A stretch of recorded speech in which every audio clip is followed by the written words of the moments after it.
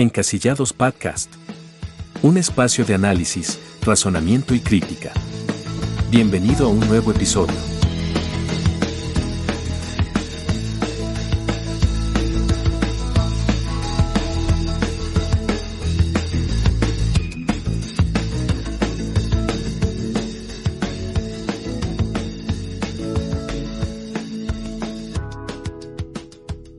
Hola a todos y todas, bienvenidos a un nuevo episodio de Encasillados, este podcast que se ha realizado con el único fin de poder crear un espacio de análisis, crear un espacio de opinión pública tendientes a poder generar un cambio desde nuestras esferas. Pero más allá de eso, de expresar las formas y contextos en los cuales nos sentimos encasillados, y es ahí el nombre de nuestro podcast, que algunos estamos encasillados a una forma de pensar, a una forma de ser, o a un sistema político, como es el caso de nuestro país.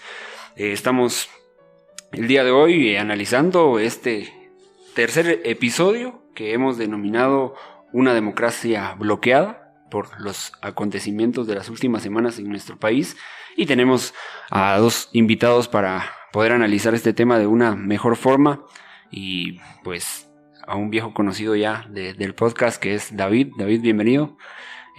¿Qué tal esta semana? Gracias Noelín por la invitación nuevamente, y pues aquí muy contento de platicar con los amigos y amigas para poder entender un poco más de cómo está la situación en el país.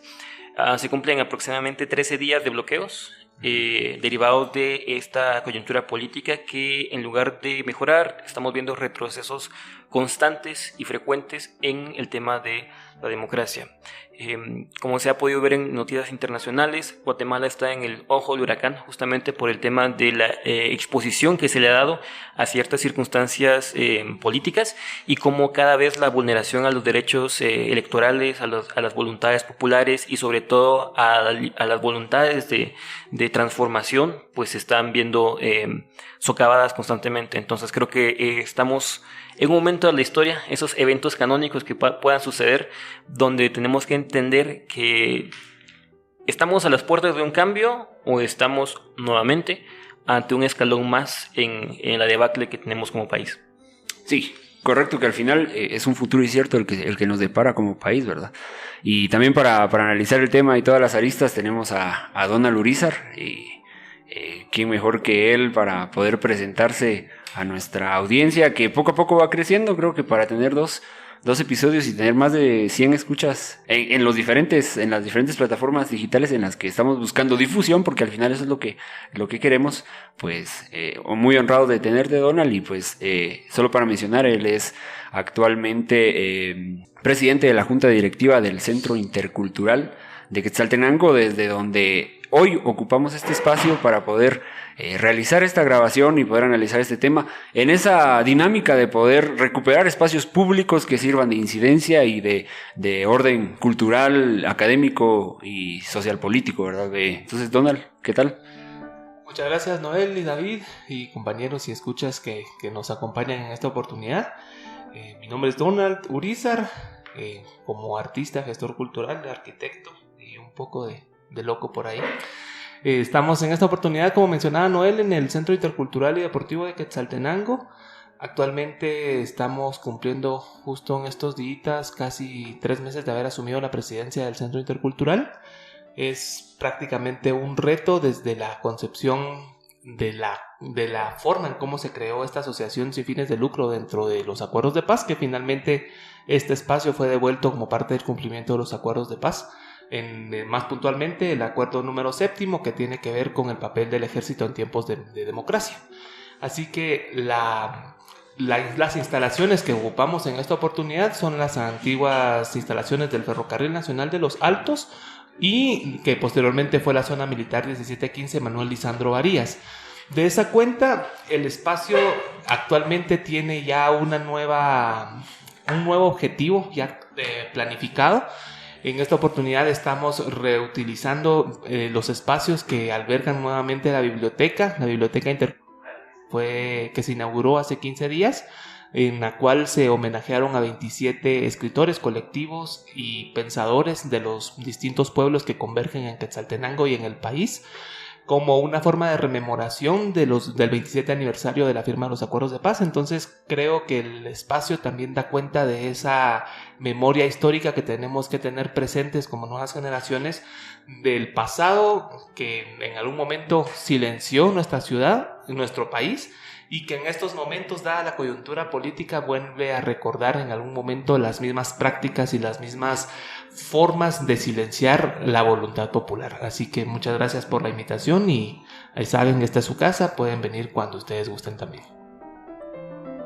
Bueno, muchas gracias, Donald, por la invitación también y por el espacio que se nos ha otorgado aquí en el Centro Intercultural. Y pues la invitación está a la sociedad quetzalteca, ¿verdad? De que aprovechemos estos espacios y lo fundamental que es para las juventudes también quetzaltecas que necesitan de espacios públicos para poder desarrollarse como personas al final y poder desarrollar el potencial, ya sea cultural, artístico, académico, que puedan generar. Y eso es lo que queremos también, ocupar este espacio desde acá, no solo con el podcast, sino que iniciar también con un observatorio de derechos humanos, con grupos de acción civil, de acción ciudadana, que tiendan a eso, a crear esa resistencia, a esa lucha social por un mejor país y un mejor futuro, ¿verdad? Y al final también que en ejercicio de esta libertad que tenemos como ciudadanos, podemos estar en los lugares públicos sin miedo a poder recibir una pedrada, ¿va? O una persecución ciudadana como la que le pasó a mi estimado Miguel Martínez en la antigua Guatemala. Creo que podemos ir libremente a una iglesia en la antigua Guatemala a celebrar cualquier cosa, que el hecho de tener la frente en alto y ser un ciudadano correcto, que ejerce una ciudadanía correcta, que no está involucrado en ningún caso de corrupción, creo que esa es la plena libertad que también, de la cual no gozan estos políticos. ¿O qué tú piensas, David, de lo acontecido con este personaje? Fíjate que es muy complejo este asunto. Hay un dicho que menciona que la historia está repleta de sonidos de zapatos de madera que suben y sandalias de seda que bajan. Y justamente ese tipo de circunstancias es la que estamos viendo cuando estos tiempos se vuelven cada vez más convulsos. La sociedad está reflejando justamente esta inconformidad, esta desgana de seguir aguantando a estos actores, y justamente cómo existe el cinismo hasta cierto punto de poder pasearse libremente de cada una de las partes, ¿verdad?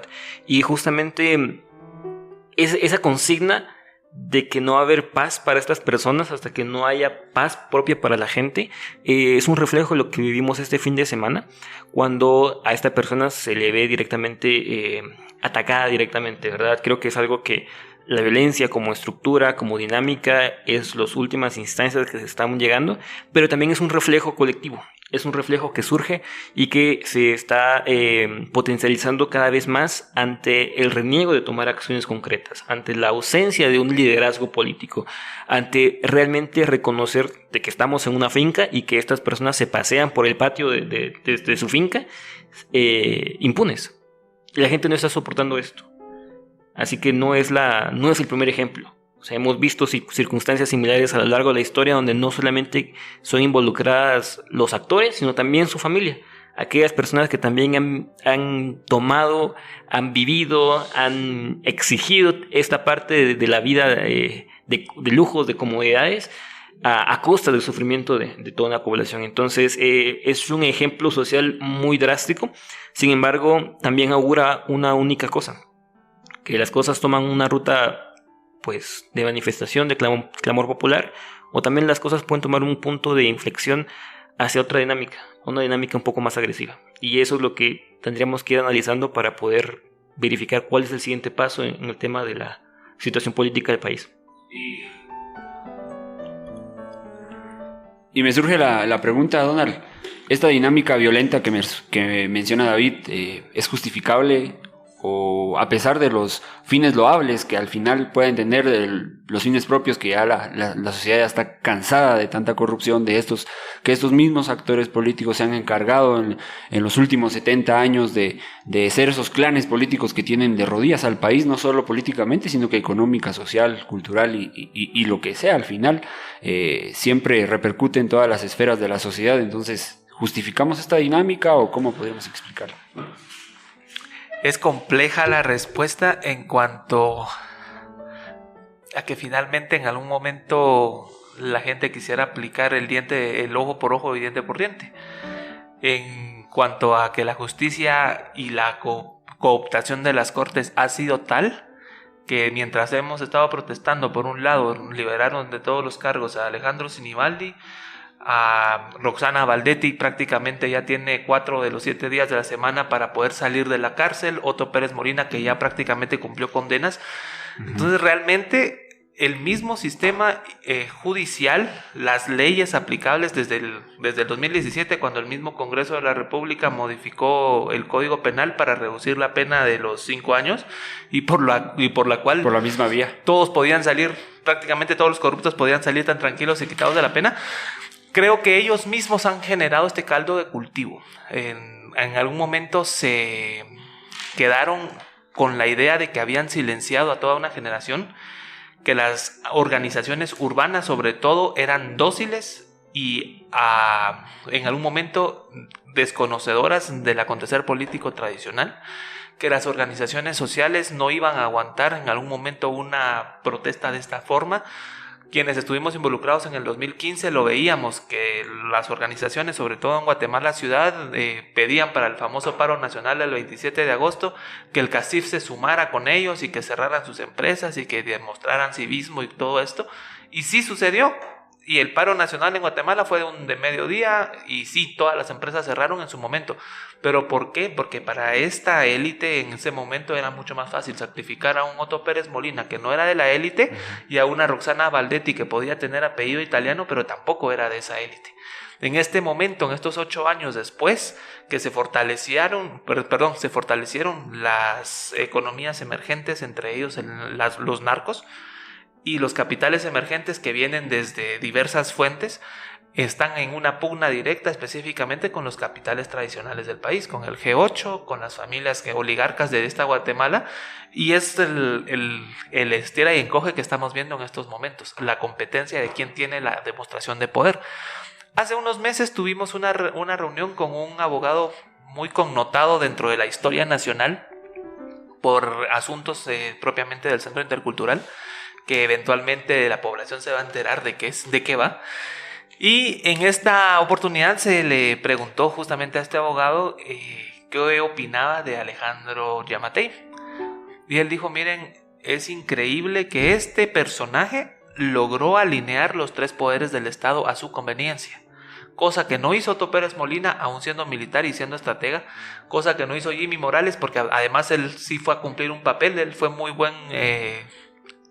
ejerció muy bien el libreto que le entregaron para hacer lo que tenía que hacer, pero quien está fortaleciendo y está alineando y está generando la regresión autoritaria es un Alejandro Giammattei que, aparte de ser colérico y visceral, logró a través de sobornos y demás alinear al Congreso, alinear al organismo judicial y el Ejecutivo.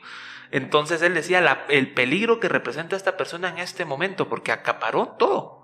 Y de aquí al 14 de enero, si las protestas no continúan, no vamos a llegar ni siquiera a tener el relevo presidencial y mucho menos que puedan asumir los personajes que en algún momento representan para ellos en discurso una afrenta que puede ser un partido en particular, pero al final lo que significa es que no van a dejar que nadie más se organice.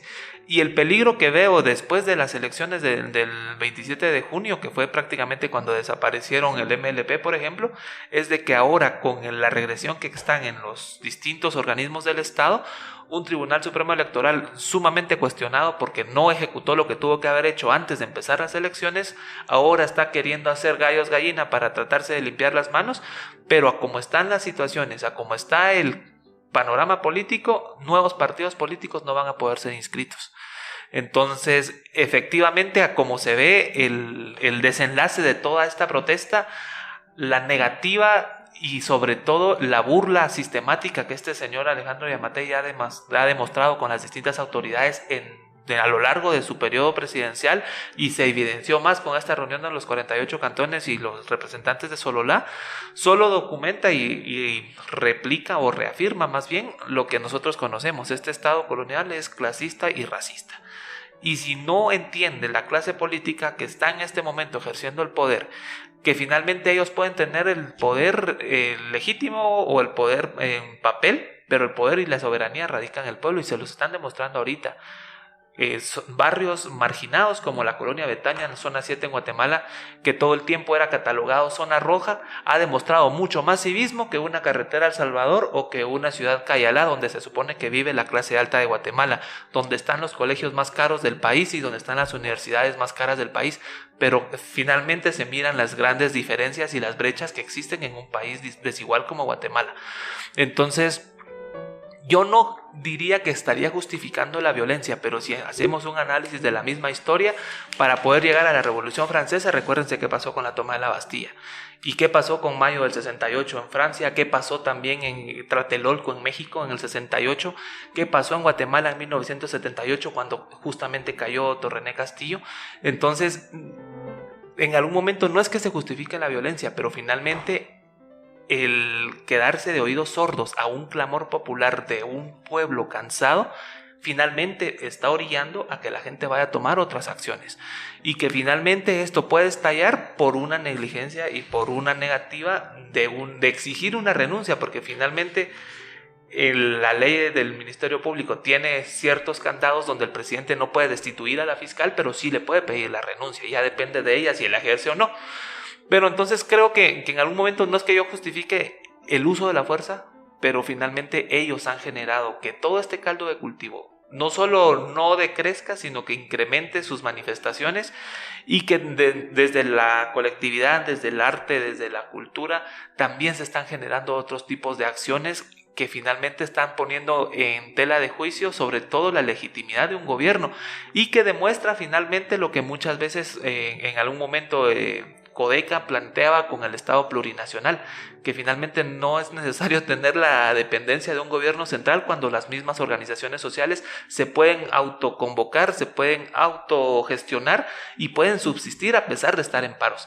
Entonces, entender las dinámicas de cómo funcionan los pueblos ancestrales creo que es bastante crucial para poder comprender hacia dónde puede girar la balanza en los próximos meses. Yo he estado hablando con algunos líderes sociales por el espacio donde estamos, que en algún momento también hemos tenido reuniones con líderes ancestrales en este lugar, y ellos dicen que van a llegar hasta las últimas consecuencias. Y sabemos que finalmente cuando pasó también después de la contrarrevolución en el 54, cuando comenzaron los movimientos insurgentes, finalmente surgieron por esa misma negativa del mismo gobierno central. Entonces, no quisiéramos llegar y repetir justamente lo que pasó en el pasado reciente del país. No quisiéramos volver a tener más mártires en las calles, no quisiéramos tener otra vez una lista de personas desaparecidas, pero si el gobierno central no escucha y no acata la orden de la soberanía que radica en el pueblo, finalmente las cosas pueden seguir escalando. Y en el entorno internacional, con lo que está sucediendo en Medio Oriente, creo que ya nuestro punto de álgido a nivel internacional va a quedar en segundo plano. Entonces, finalmente la defensa va a estar entre nosotros mismos y tenemos que estar preparados para lo que venga en cuanto a lo que se está viendo ya, que son la escasez de alimentos, de combustible y demás, pero también a poder hacer sostenible una protesta legítima que en algún momento puede demeritarse por la narrativa del gobierno central, de decir de que la gente está protestando solo porque quiere desestabilizar a un gobierno, cuando ellos mismos crearon las condiciones y el caldo de cultivo para que esto se generara. Sí, me quedo totalmente con lo que dices de una protesta legítima que al final responde a eso, a esas circunstancias que han orillado a la sociedad, a los pueblos originarios, a las organizaciones de sociedad colectiva, a las juventudes, a poder salir y protestar como forma de un clamor popular de decir ya no más, ¿verdad?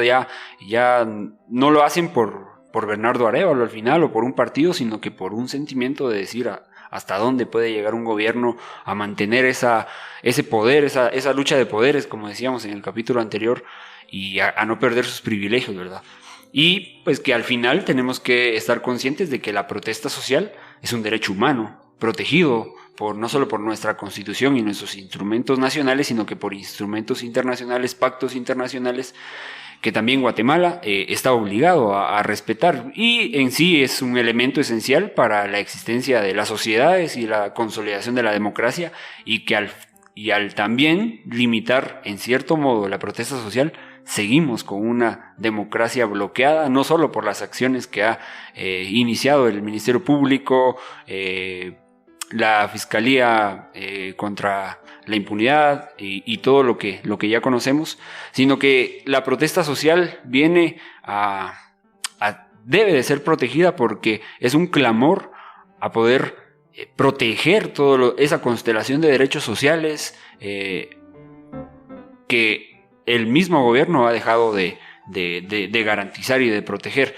Entonces, obviamente, el derecho a la protesta social es un derecho que está muy vinculado a los derechos a la libertad de expresión, reunión pacífica, asociación, y que se deben de garantizar y expresar públicamente, y entramos a esa discusión, ¿verdad? ¿Hasta qué punto una protesta, una manifestación pública o el derecho a protesta social puede limitar el derecho a la libre locomoción, que ha sido el caballito de Troya del gobierno para poder intentar criminalizar o decir, bueno, los que están protestando pues son criminales o solo buscan alterar el orden, y que con ese tipo de discursos van desprestigiando y deslegitimando la protesta? Pero, David, con todo lo que hemos pasado, hacía una primera aproximación, ¿cómo podés catalogar o conceptualizar la situación que está viviendo Guatemala en esos últimos 13 días? Lo decíamos, el golpe de Estado estaba claro, y que los actores corruptos tenían que ser muy, muy finos al actuar, porque la población iba a despertar, y despertó. Ya son más de 13 días con el paro nacional, con los más de 160 bloqueos a nivel nacional, en donde hemos visto también una nueva crisis social, como que si hubiéramos regresado al tiempo del COVID. Entonces, paro nacional, desquebrajamiento social o rompimiento constitucional, ¿cómo lo podrías tú catalogar? Fíjate, Noel, que es algo que yo estoy viendo, pero creo que no podríamos usar el término de un nuevo intento, o como que es algo que es reciente. Esto es un camino que pues se tardó mucho tiempo. Realmente desde el 2015, cuando viene directamente esta dinámica de las protestas que depusieron a Otto Pérez Molina y a Roxana Valdetti, generó una esperanza cimentada justamente a partir de una romantización de la protesta. Pensábamos que por manifestar los sábados en la mañana de 8 a 6 de la tarde, o porque teníamos banderitas, o porque las empresas sacaban sus comunicados de apoyo al paro nacional, o porque solamente manifestábamos en un carril, las cosas iban a cambiar. Realmente no. O sea, lo que hicimos fue generar el escozor en las élites que estaban establecidos en ese status quo directamente, y que el tiempo a la larga fue menguando justamente este espíritu, ¿verdad?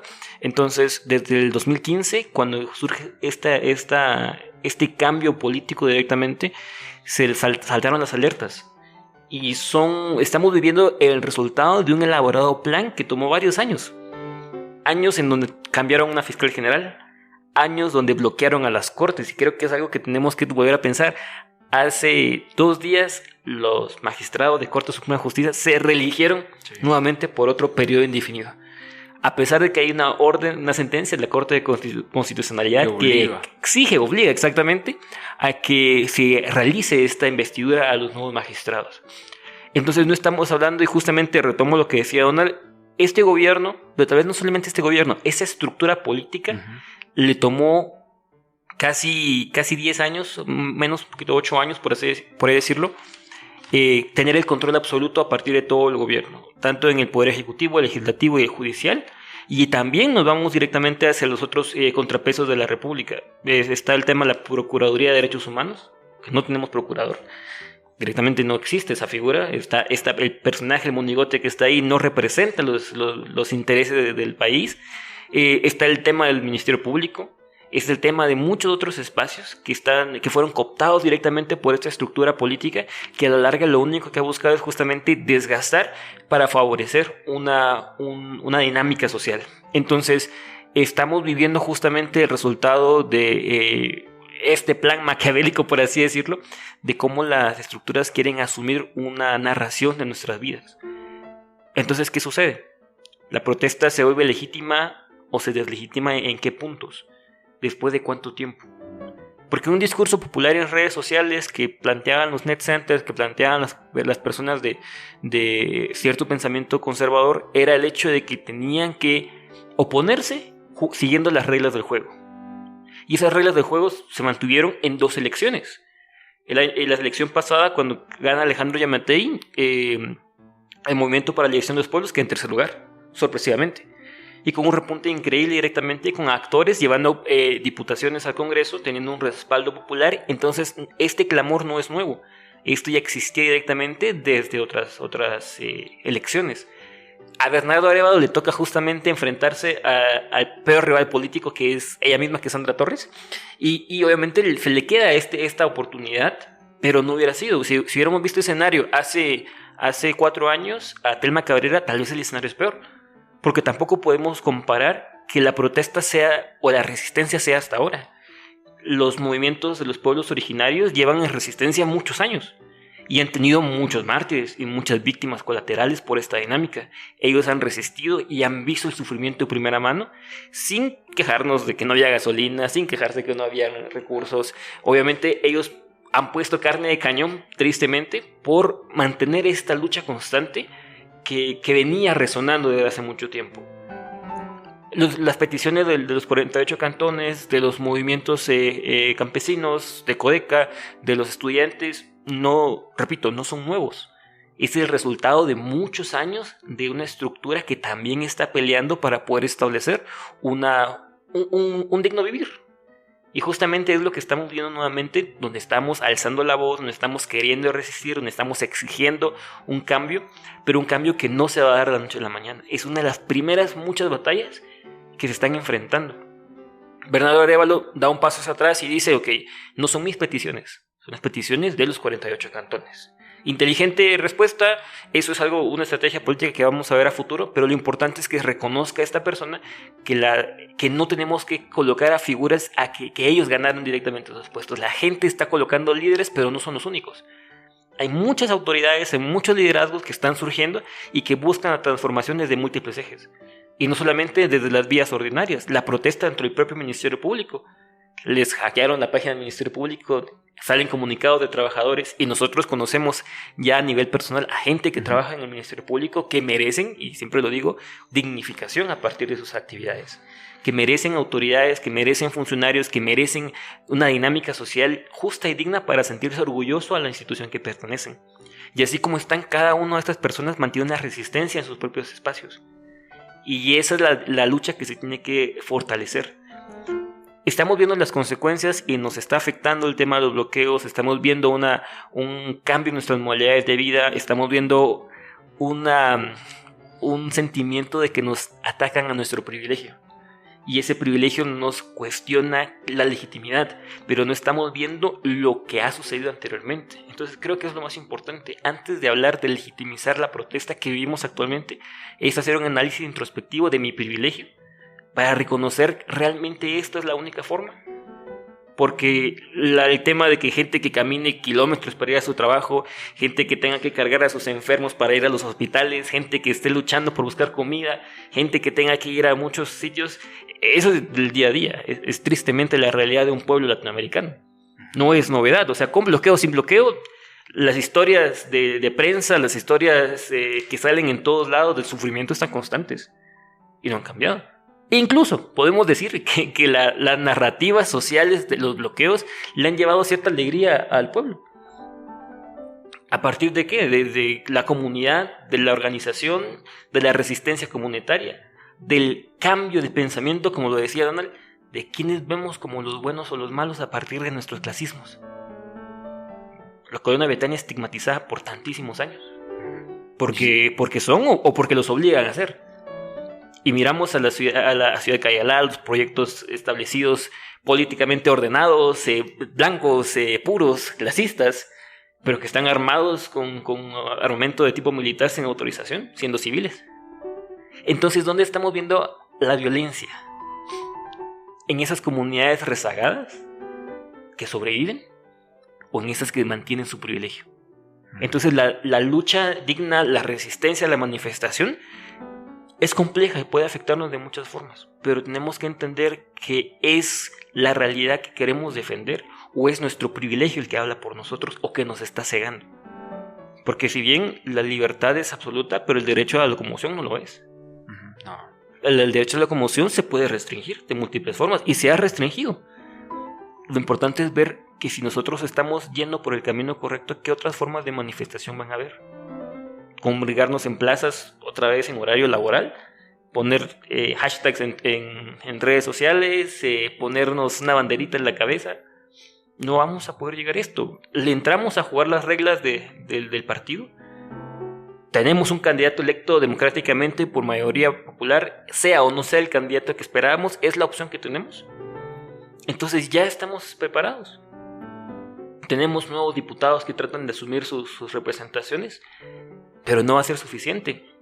La resistencia tiene que ser y la protesta de aquí en adelante tiene que ser la forma en cómo vamos a respaldar esas autoridades y sentir que esta manifestación, que este tipo de circunstancias no solamente es un llamado grave de atención hacia Yamatei, sino también es una primera advertencia a todos los políticos que vengan. Una advertencia de entender que los que siguen tienen que hacerlo mejor. Oh, totalmente de acuerdo, David, y excelente análisis al final. Creo que es verdad o es mentira, depende del lente con el que se mira, se dice, ¿verdad? Y creo que nosotros nos atrevemos a juzgar de nuestra posición, pero no nos damos cuenta y no hemos sufrido tan de primera fase lo que viven nuestras comunidades marginadas, los pueblos originarios, la discriminación, la exclusión social, etcétera, y que incluso esta clase política mucho menos, ¿verdad? Entonces, complicado el tema, pero otro órgano que no lo hemos mencionado tanto y que ha entrado a jugar mucho, siento yo, que es la Corte de Constitucionalidad, que la tenemos como una corte celestial en nuestro país, ¿verdad? Que lo que diga la CC, eso se hace, o eso es la verdad, o eso es la mentira, y que vemos que también está cooptado, obviamente, con todos los magistrados que están ahí, que tienen vínculos con ex candidatos a la presidencia y con el mismo oficialismo. Y hemos visto el accionar desde el día que iniciaron las protestas, el 2 de octubre, con una resolución en un proceso de amparo en única instancia, el expediente número 5697-2023, que curiosamente fue interpuesto por el CACIF, el Comité Coordinador de Asociaciones Agrícolas, Comerciales, Industriales y Financieras, en contra del director de la Policía Nacional Civil, el presidente de la República, el ministro de Gobernación, y que curiosamente fue presentada desde el 19 de septiembre y que fue resuelta con un amparo provisional el 5 de octubre, cuando ya estaban las protestas públicas, y el amparo provisional, pues, valga la redundancia, ampara y ordena a estas autoridades despejar los bloqueos en las carreteras del país y que dicha resolución que abarcara a futuras acciones similares. Entonces, como que ya sabían lo que iban a pasar, ¿no? Lo que podía pasar en el país, porque desde el 19 se prepararon con esta resolución. Y lo más interesante es que se garantiza el derecho a la reunión pacífica y a la libre manifestación pacífica y sin armas, pero hay una parte donde dice que si las manifestaciones en las calles y carreteras obstaculizan el libre ejercicio de las actividades de los guatemaltecos, pues facultaban al uso de la fuerza pública cuando se torne necesario en casos excepcionales, etcétera, etcétera. Y ahí ya vemos el tema de la criminalización de la protesta. Y también que ese mismo día 5 de octubre la misma CC conoció una cuestión de competencia que fue presentada por el Tribunal Supremo Electoral, en donde resuelve y le da el poder a un juez penal de poder suspender la personería jurídica de un partido político, y no solo de un partido político, porque podemos ir más allá, universidades, iglesias, asociaciones de sociedad civil. Entonces ahí vimos de qué lado estaba la CC, pero entonces ellos como que dijeron, bueno, se nos va a venir también el pueblo, y por quedar bien intentaron quedar bien con Dios y con el diablo y con ninguno, ¿verdad? Entonces, el 10 de octubre otorga un amparo provisional a un amparo presentado por Alida Arana, que es una abogada indígena de Escuintla, en donde pues se decretó provisionalmente garantizar el libre ejercicio de los derechos de reunión pacífica y manifestación, así como a la libertad de pensamiento. Pero también se observa que hay trampa dentro de esa resolución porque también legitimiza el uso de la fuerza, el hecho de que en las calles y carreteras que las autoridades competentes coordinen para poder liberarlas. Y casualmente también en esos días donde la CC estaba dando sus resoluciones, vemos la misma de siempre, la criminalización de la protesta, esta vieja táctica de los gobiernos autoritarios y dictadores represores, donde cuando no saben cómo reprimir una protesta pacífica, que sigue siendo pacífica y es pacífica hasta el momento, la agravan, ya sea con grupos de choque, o cuando no ceden esos grupos de choque recurren a infiltrar grupos que generen violencia y con eso justificar el uso de la fuerza sobre los civiles. Entonces, ¿cómo poder evitar hasta cierto punto esto, Donald? La CC está de lado, ya sabemos de qué lado, pero ¿cómo vislumbras desde un punto de vista legal en qué puede parar esto? Porque, como lo mencionabas, el presidente ya lo dijo, yo no puedo destituirla. En el 2016, en el tiempo de Thelma Aldana, se blindó el cargo de fiscal general, en donde solo por causa justificada y con sentencia firme por un delito doloso se pueda destituir a la fiscal general. Por la vía legal creo que está cerrada la situación. Lo único que pues le exigimos también al presidente es que se pronuncie respecto a solicitar la renuncia totalmente de la fiscal general Consuelo Porras, pero ya desde un punto de vista legal y social también, ¿qué crees que pueda pasar en los siguientes días y cómo podemos ver el escenario cuando ya la CC ha dicho que ya hay órdenes incluso de la debida ejecutoria de los amparos donde legitima al gobierno a usar la fuerza en contra de los manifestantes?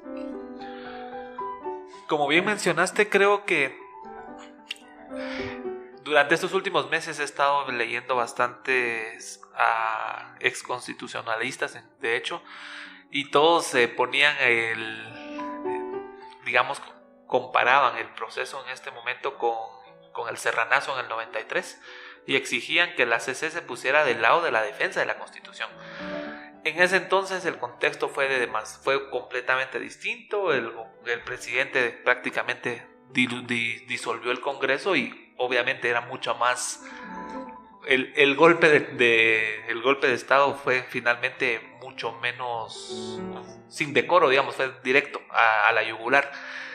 Y fue la razón por la cual la Constitución en algún momento, la Corte de Constitucionalidad respondió como tuvo que haberlo hecho. En este momento, que todo ha sido trampas legales finalmente, porque son argucias legales las que han estado utilizando para entrampar el proceso electoral, en este momento, primero entendamos cómo se eligió la última CC, que viene justamente con representantes directos del gobierno de Yamatei, con esta Leila Lemus, que ni siquiera tiene un doctorado, que es también igual que Consuelo Porras, son doctorados de cajita de cornflakes. Está este señor Patitos. Molina Barreto, que fue prácticamente el ex candidato a la vicepresidencia con Suri Ríos hace 4 años, pero como no fue inscrita, él tuvo en algún momento la vía para poder participar en este espacio, y otros personajes que tienen bastante dudosa reputación dentro de este espacio.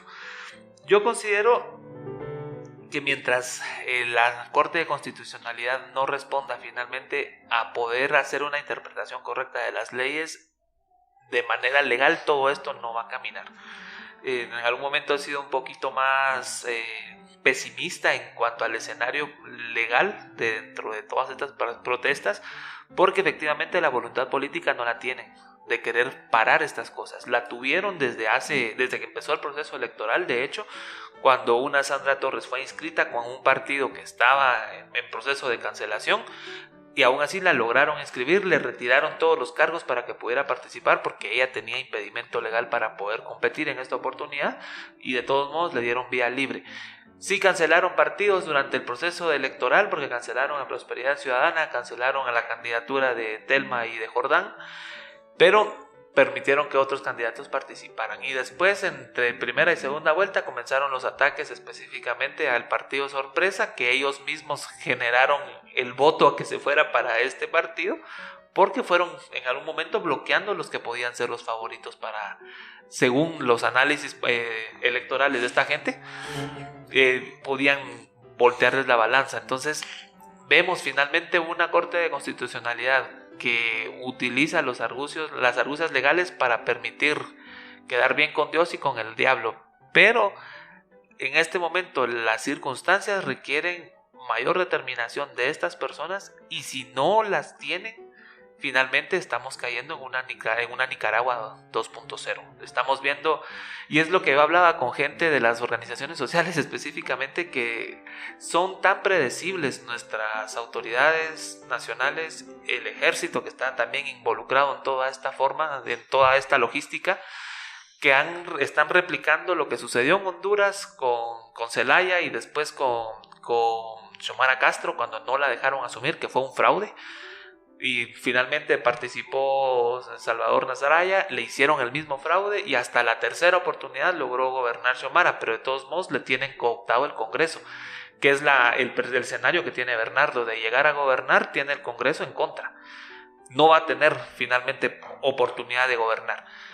Y por otro lado, el régimen un tanto más duro, que fue el nicaragüazo, ¿verdad? Con Ortega y toda su familia, que permitió inscribir a la misma conviviente del presidente como vicepresidenta, y de esa manera el ataque sistemático a las universidades, después a ONGs, escritores y demás. Ahorita estaba revisando justamente que la poetisa Vania Vargas está siendo ya blanco de ataques del Net Center del gobierno. Entonces estamos viendo que están replicando lo que ha sucedido justamente en nuestros países. Estamos viendo la ola de regresión autoritaria en la región mesoamericana, ante los ojos del mundo, ante una comunidad internacional que no sale más de un comunicado, aún escuchando y viendo los comunicados del mismo Almagro, que fue corresponsable de los golpes de Estado en Bolivia, en Honduras, en Ecuador, en Paraguay y en otros países de la región, que también está diciendo: señores, esto va por la vía equivocada y tienen tiempo de rectificarlo, y no lo hacen. Yo realmente veo que el rompimiento constitucional está, que el golpe de facto ya prácticamente se consumó, y donde queda resuelta en algún momento la soberanía es justamente en las calles. Finalmente buscaríamos una especie de milagro de que esta gente finalmente entienda hacia dónde puede girar el timón del barco, porque el país va a la debacle, y finalmente es la población la que va a hacer lo que tenga que hacer. Y si estamos a tiempo de empezar de nuevo con otra revolución, pues yo creo que esa va a ser la única salida, hasta que se rompa el orden constitucional y se vuelva a crear una Asamblea Nacional Constituyente, y desde ahí podamos formar otro Estado. Pero con las leyes y con la forma en cómo se ha consolidado el gobierno en Guatemala, yo creo que no vamos a ninguna parte. Y que lamentablemente intentamos cambiar siguiendo las mismas reglas del juego, ¿verdad? Entonces, para terminar, muchachos, muchas gracias por el espacio, por estar dispuestos a siempre analizar, dar su criterio, fijar postura, dar un mensaje coherente y guiar a los que nos puedan escuchar a poder no polarizarse, en el sentido de escuchar información falsa o que logre tergiversar la lucha justa y de deslegitimar lo que estamos haciendo. Entonces, para terminar, yo les voy a dar algunos sustantivos, y ustedes me van a decir individualmente en una palabra qué es lo primero que se le viene a la cabeza, y de forma rápida ahí pensando. Entonces, vamos, David. Esto es como ping-pong, pero versión candidato político. Entonces, rápido, lo primero que se te venga a la mente cuando escuches lo siguiente. A ver, Consuelo Porras. Nefasto. Rafael Curruchiche. Ay, nefasto, sin palabras. Freddy Orellana. Inútil. Cintia Monterroso. Incompetente. Fesi. Ay, tristeza. Tribunal Supremo Electoral. Qué complicado. Ministerio Público. También tristeza. Derecho a la manifestación. Una garantía. Bloqueos. El único camino. Libertad de locomoción. No es absoluto. CACIF. No voy a dar el sustantivo para eso. Hay niños escuchándonos. Corte de Constitucionalidad. Igual es nefasto. Alejandro Yamatei. Voy a reservar. PDH, Uy, pésimo. 48 cantones. Digno. Semilla, Bueno. Bernardo Arevalo, Bueno. Miguelito. También me voy a reservar eso, ¿no? Desabastecimiento de mercados. Algo colateral. Policía Nacional Civil. Es algo muy personal directamente, pero hay un movimiento y es el ACAP o ACAP y con eso me quedo yo. Y por último, Revolución de Octubre. Importante. Bien, gracias David. Ahora vamos a hacer lo mismo con Donald. Vamos a ver. Vamos haciendo repetidos adjetivos como no te abstenes. Bueno, Consuelo Porras. Inútil. Rafael Curruchiche. Títere. Freddy Orellana. Creo que me va a salir algo más fuerte. Negligente. Fesi. Actualmente una cloaca. Ministerio Público.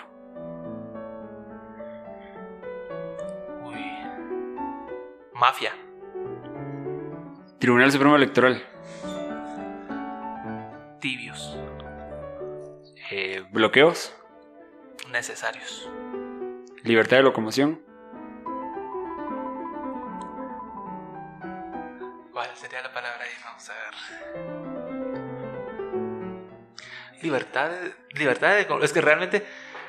Yo lo entiendo y lo veía en algunos posts de gente en Guatemala que decía, bueno, quiero mi libertad de locomoción, y de todos modos ingresando a Guatemala por carretera a El Salvador paraban 4 horas haciendo cola, entonces realmente libertad como tal no existe. Entonces, partiendo de ese punto, yo diría que es una quimera. CACIF. No te la... CACIF. Trampa. Corte de Constitucionalidad. Meretriz. Alejandro Yamatei. Él mismo lo dijo hace 4 años en su campaña política. Y es el más grande para sí, más legal. Miguelito. Uy, este Miguelito podría ser... Puede ser aspiracionista, pero yo siento que es el estratega. PDH. Florero. 48 cantones. Dignidad. Bernardo Arevalo. Demagogo. Semilla.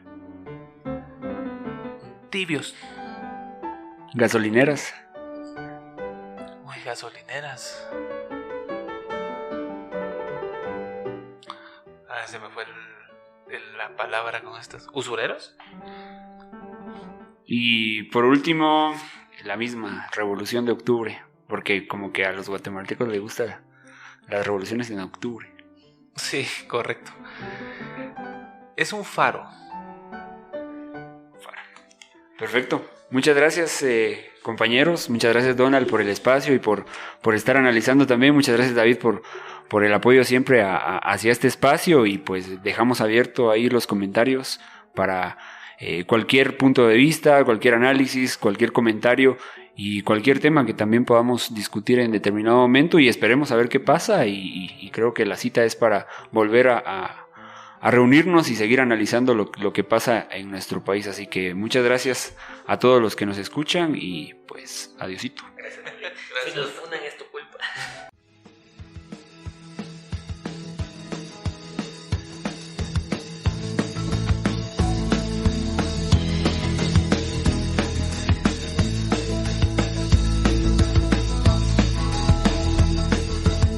Gracias por escucharnos. Para no perderte ningún episodio, síguenos en tu plataforma de audio favorita.